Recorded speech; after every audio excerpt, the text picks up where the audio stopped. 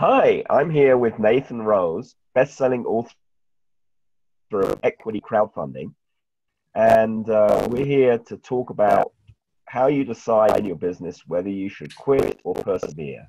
And tell us a bit about that, Nathan. I know that's a topic on the top of your mind right now. Yeah, sure.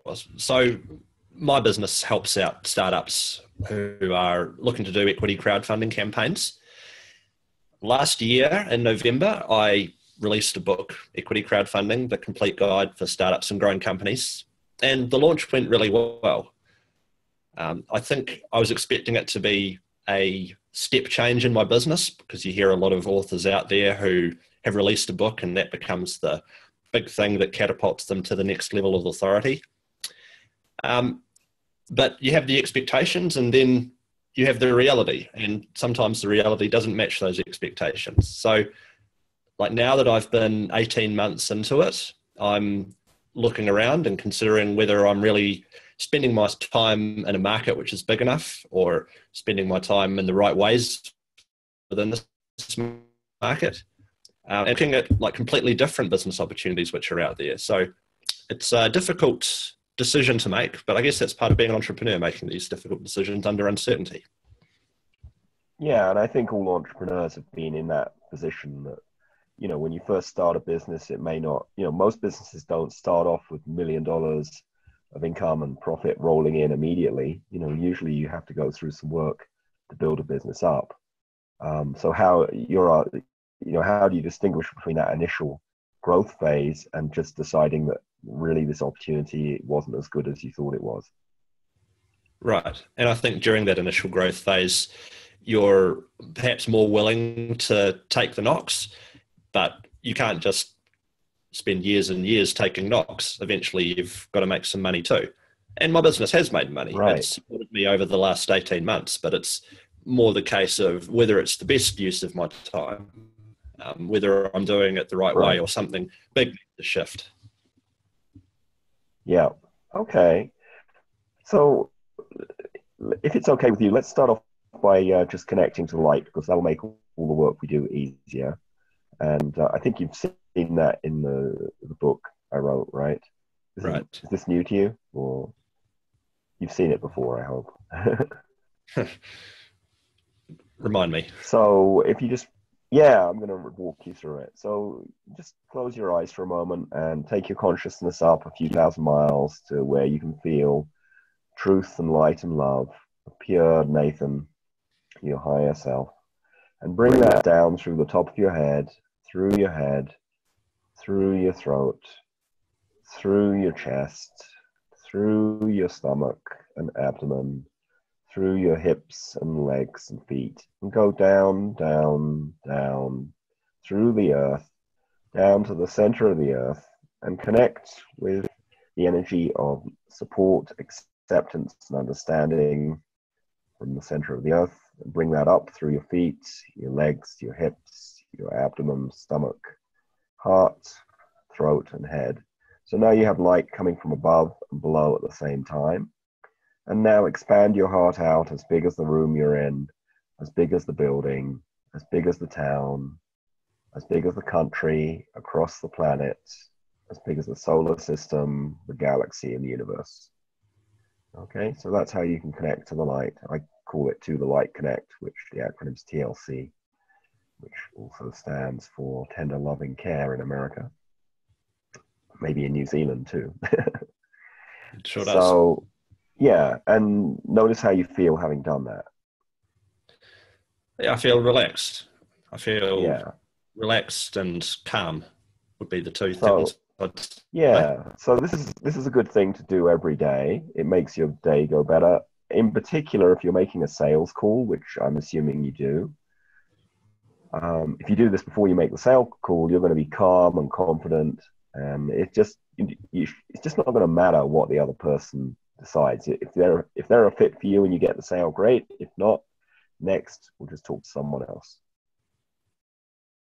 So that's a good way to, because when you're making sales calls, not everyone's going to say yes, but it can be a bit of a downer if someone says no. So that's just a thing. Only took 30 seconds to do that. and it can make your sales calls go a lot better. I mean, in my experience, it actually increases the amount of sales. When you prepare with acceptance for the outcome, accepting whatever comes, whether it's a yes or a no. Yeah, because you're connected to the light. You're as big as the universe. It's not, this individual sale doesn't matter. Right. You're okay with it, and then you don't come from a sense of desperation or all the other emotions we can get when we're doing sales. The other thing I do with sales is I visualize a cord of light going from my heart to their heart. So I connect myself to light, I connect them to the light. I mean, I don't tell them the steps to connect light. I just visualize them being connected. And then I connect my heart to their heart. And then they just feel a rapport with me. And you probably know in sales that, one of the keys to sales is having rapport with the other person, feeling connected with them. So this is an energetic way to achieve that. Mm-hmm. So anyway, we connected the light just now so we could work on your problems more easily and clear any issues. So you were asking, should you, quit this business or persevere? And also I'm wondering, is there a third option? You just kind of mothball it or put it on the back burner, and when sales come in, you collect, you do the work, collect the money, but you don't spend a lot of time on it. Is that a third option? There's even a fourth option, which is just to change the business quite radically from how I've been doing things. So you could pivot somehow to a different variety of business. Yeah, not to just throw everything away, because there's real work that's been done there and real relationships that have been built, a real email list, quite tangible things. But it's plus you're famous, a best-selling author.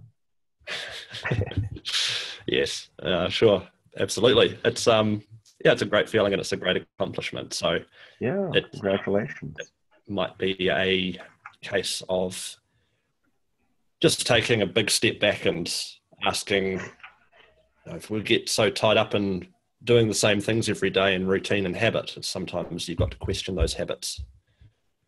Yeah, absolutely. That's very brave of you and conscious. So let's look at those four options, and let's also look at a fifth option, which is something else you don't consciously know right now. And let's just try a few different techniques to see if we can figure out which is going to bring you the most joy and profit. So if you can just put your hand out in front of you and imagine quitting this business, just totally closing it down, and that option's in your hand, okay? And you bring that to your heart. Bring your hand to your heart with that option and notice how your heart feels. I don't want to do it. What do you feel in your heart? I get you don't want to do it. It feels empty, but I think... Empty, okay. Yeah. I think it would be an admission of defeat. It would be... I think a lot of us have a lot of identity that is tied up with our business, right? So just removing that part of you and removing it completely, it's like losing a limb in some ways, and it'd be hard to do. But I don't want to do it. I guess the overriding emotion. No. Yeah. Okay, so you feel defeat, emptiness, loss of identity. So what about persevere? Let's hold your hand out in front of you again and imagine persevere being in there, and bring that to your heart and notice what you feel in your heart.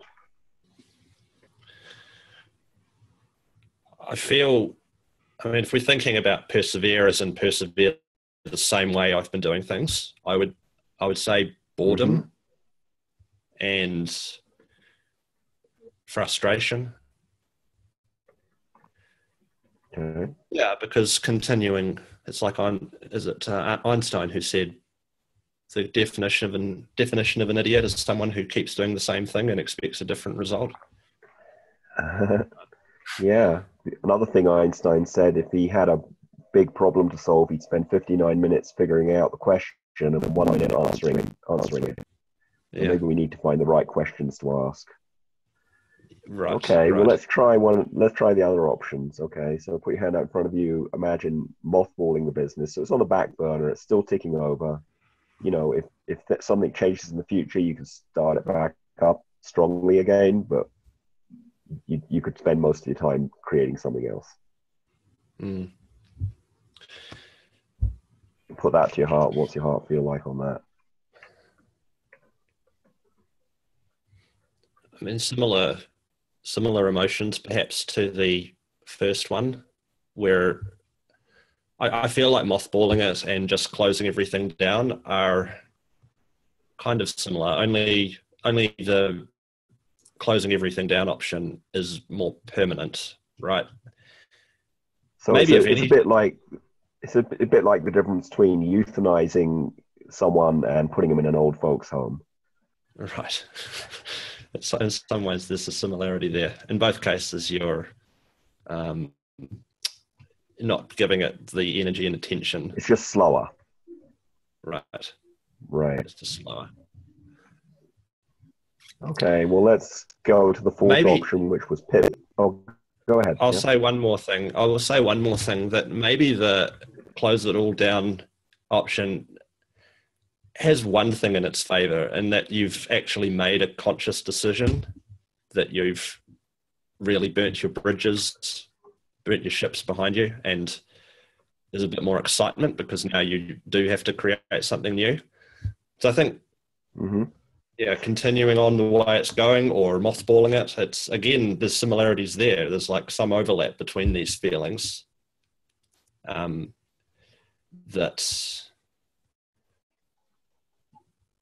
Just continuing or just mothballing it would both be a bit boring. Yeah, I feel like it would be a chance of renewal if you close everything down. Right. Yeah, you get closure.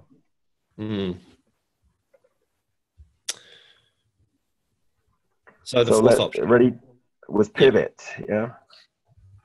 So let's put that in your hand and bring that to your heart, pivoting.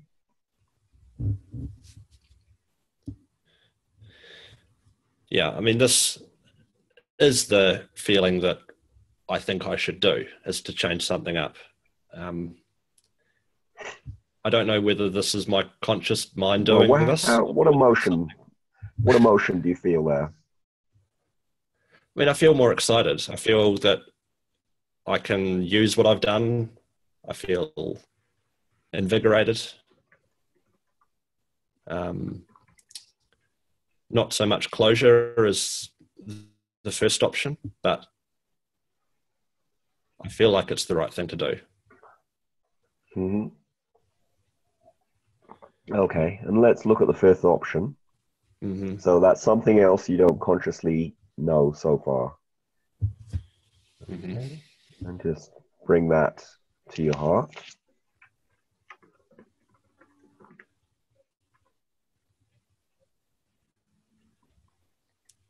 And what do you notice with that?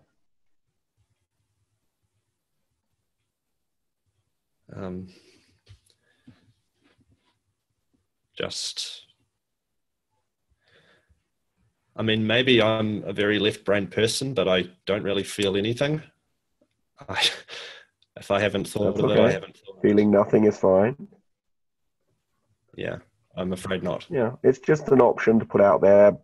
Yeah, because sometimes when we're making a decision, there are things that haven't even occurred to us, and it's good to know whether there's something there. If you'd got excited, then we want to dig into that further.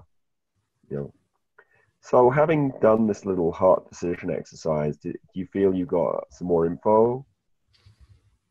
Because initially you talked about quit or persevere, but now you're looking at pivoting. Right. So I guess that is, in a way, persevering, but quitting at the same time. It's quitting with one strategy, but persevering with. I love it. Yeah. And maybe this fifth option is something I can even talk to now that I think about it, and it's that it doesn't have to be an either or. Maybe that was a false dichotomy, quit or persevere. That maybe you can start a new business while persevering with the old one. Right. Many people do that. Many people do that successfully. Yeah. They have a consulting business, and then they have a product or a SaaS business that they do, and they use consulting to fund the SaaS business, and or whatever the businesses are. Right. Yeah. It's like you don't really learn until you've tried something. Right. So maybe the insight is that you don't try to guess beforehand what's going to do it. Just take action and see what the results are. Yeah, take some action, preferably action that doesn't have a large cost consequence if it doesn't work out. Right.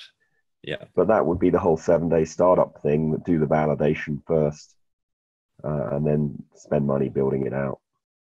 Mm-hmm. Right.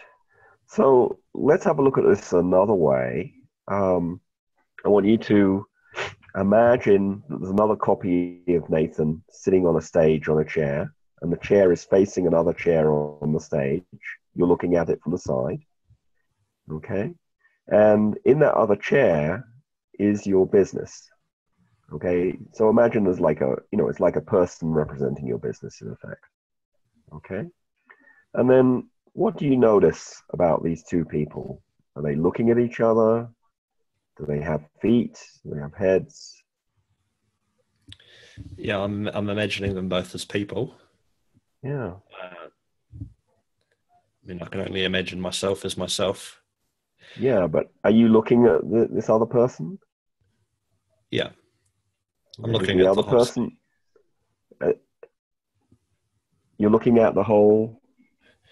I'm looking at the whole scene. So I'm looking at myself, looking at my business. Yeah, there's two copies of you. There's you. Yeah, there's the observer you, and then there's the you sitting in the chair on the stage. So we're asking, what's the you sitting in the chair doing? What's he looking at? He's looking at the business. He's looking at the person that is the business, and he's looking towards the audience. Yeah, maybe his attention isn't completely focused on the business as much as it could be. Does he have feet? Yes. He's just a copy of me.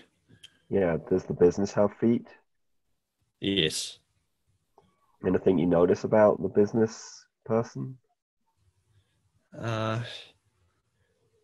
It's kind of uncertain. It's kind of like thin and pale looking. That's interesting. What does that intuitive information mean to you? That it's sick, that it hasn't been given enough attention. Okay. What's the uncertainty in it about? I'm thinking of it like a kid who doesn't know where he's going. Like someone whose path in life is a bit uncertain. Asking not why clear am I where here? he's going. Yeah. Why is that business here on this planet at this time?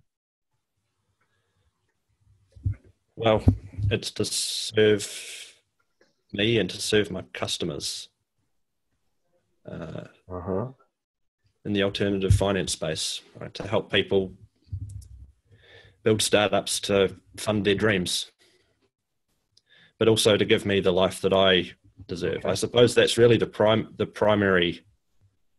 life I deserve, the life I want to live more, right? I started this business so that I could travel the world and I could run it from anywhere. But perhaps I've been guilty of... How's that working for the business? How's that working for the business, knowing why he is here?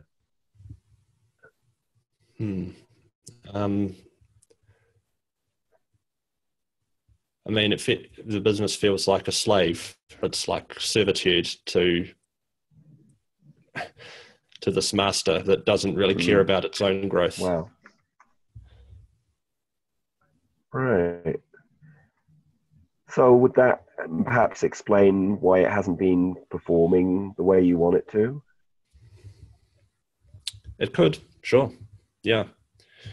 And I think this is perhaps the advantage of having multiple founders, that they care about growing the business first and foremost, and they're less selfish about it.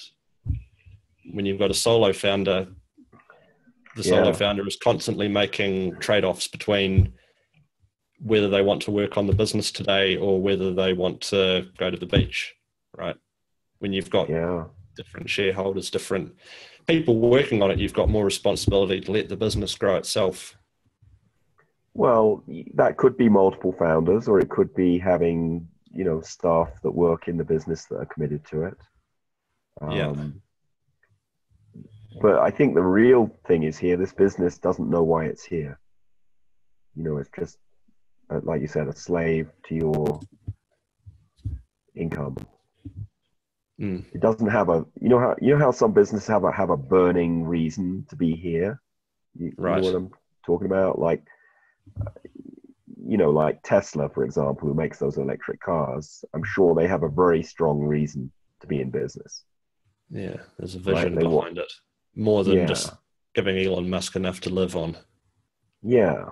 So let's ask the business, what does it want to be here? What does it want to change?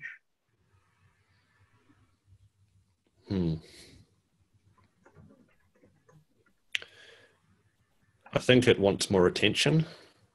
I think it wants to be taken seriously.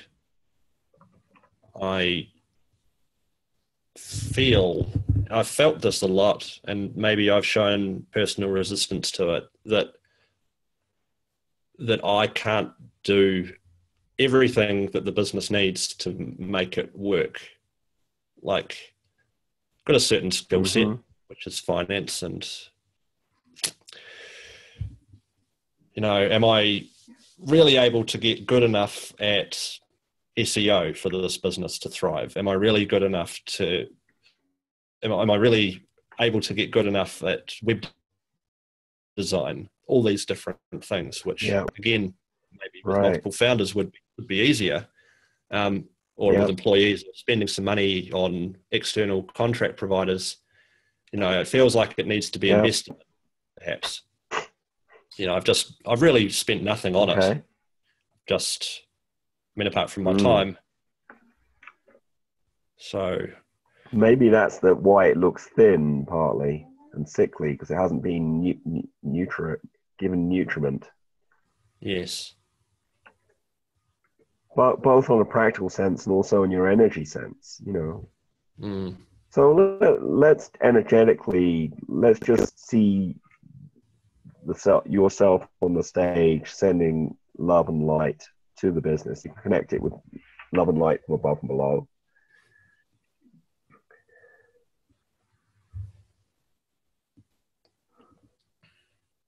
And you can shine light from your heart to its heart.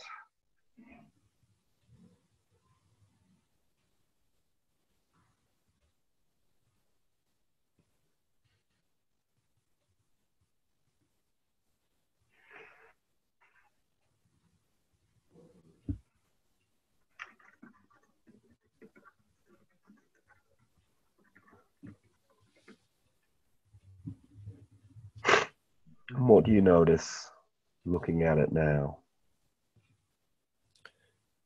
I think it looks relieved, like a weight has been lifted from it. Maybe a expression on the face that everything will be okay. Yeah. It doesn't look. Because you're sort of its father, really. Right. I mean, it doesn't look healthier yet, but it looks more content. Good. Well, what would it take for it to be healthy? Yeah. I think I need to do more asking what my customers really want and less top down saying, here's what I'm going to provide. Got it. More research, being more creative as to how to deliver that to people, deliver value. And I think as well, I need a consistent way to source clients, because until now I've really relied on referrals rather than going out to get new clients myself or attracting them in some way. I hope that the book would have been able to do that, but the book can do that, but you need to utilize it to do that. In other words, if you have someone who you think would be an ideal client for you, what if you just mailed them a copy of the book?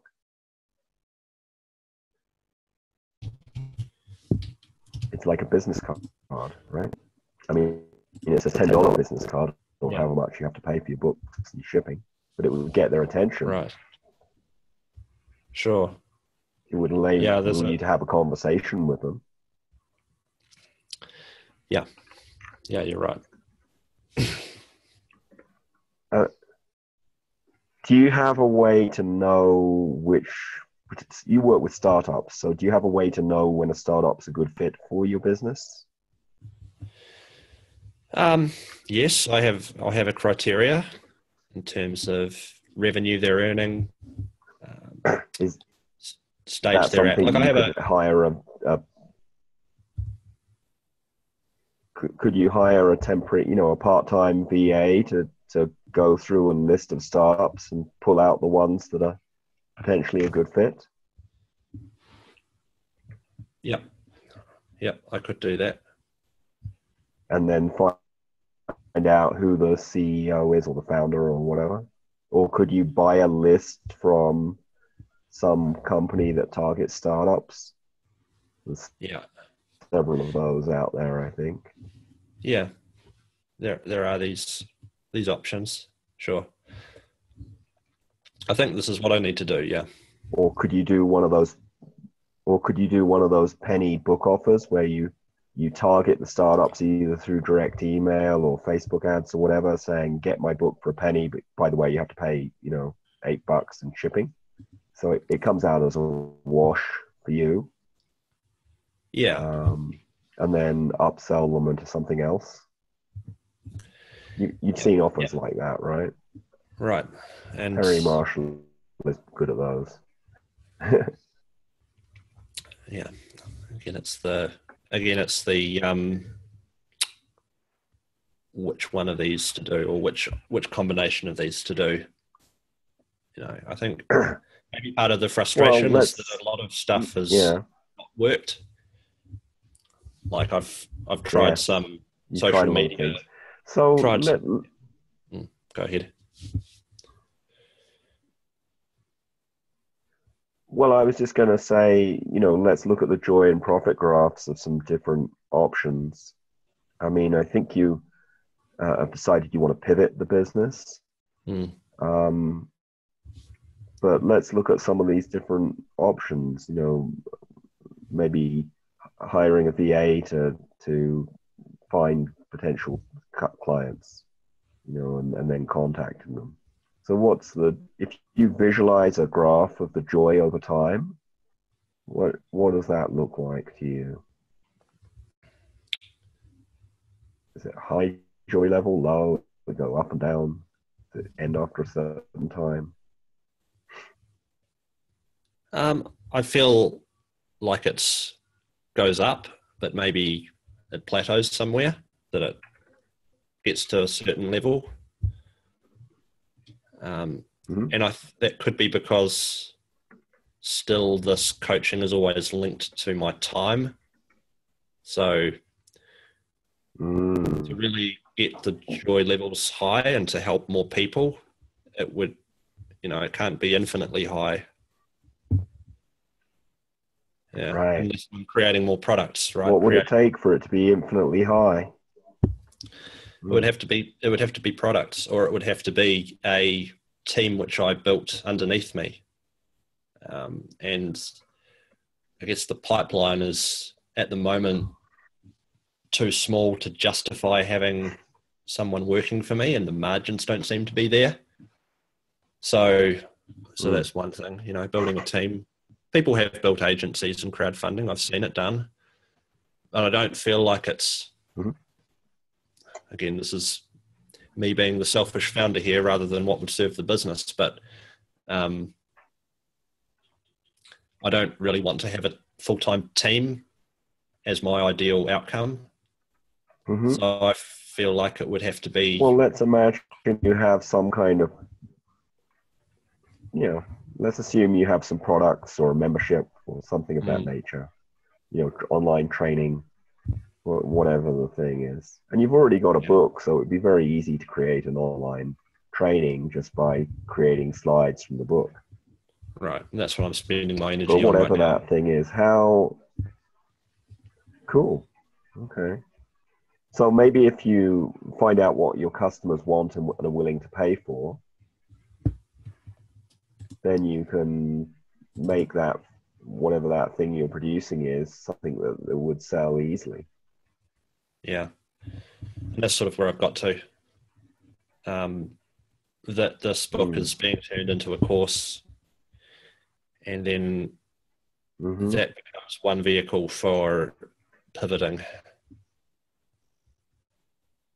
I've got about 5 minutes left, by the way. Well, that becomes an upsell to the book. Yeah. That's good to know. Yeah. So what would be most helpful for you? What would be most helpful for me? Yeah. In terms of what? Sorry? Having your business be healthy and successful. Oh, I see. Yeah, I think it's to use this course as a vehicle for helping more people while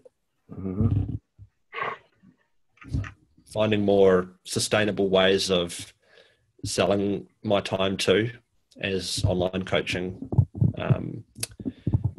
to help people who need one-on-one assistance. So that's what's important for me. So let's make that into a what would it take? What would it take for this course to help more people while selling coaching too? It would be learning with profit and joy for you on the end of it. Yeah, like it would be figuring out areas which I've resisted up until now, areas like direct outreach marketing and Facebook ads, Google ads, all of these things that when I was selling the old consulting packages were really difficult to justify because it was always, again, tied to my time and I was always too busy, really. So when it's coaching, when it's courses, then actually selling more of that is something joyful. It's something good rather than just a burden, making myself more busy and more stressed. Yeah, so it sounds to me like you have a bit of resistance about growing the business because you're afraid if it gets too successful, you won't have any time for yourself and you don't want to hire a team of people to run it. So maybe that was part of why you weren't giving the business your full attention because you were kind of scared to create a Frankenstein monster there. Yeah, I'd agree with that. And, I would still say that's an objective that, everyone wants to make money, but you don't also want to fall into the trap which I escaped from when I left the job, which was having heaps of money but no time. So, yeah, how to walk that tightrope. Well, what would it take for you to have a healthy business and you have plenty of free time?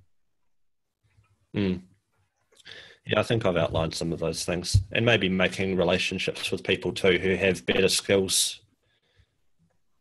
So when I said before that I feel like I need to hire this person, hire that person, get a better website, get better SEO, maybe the answer is more in partnerships, that you know, I can create these things, but Yeah. there are people out there who are good at selling them. Right.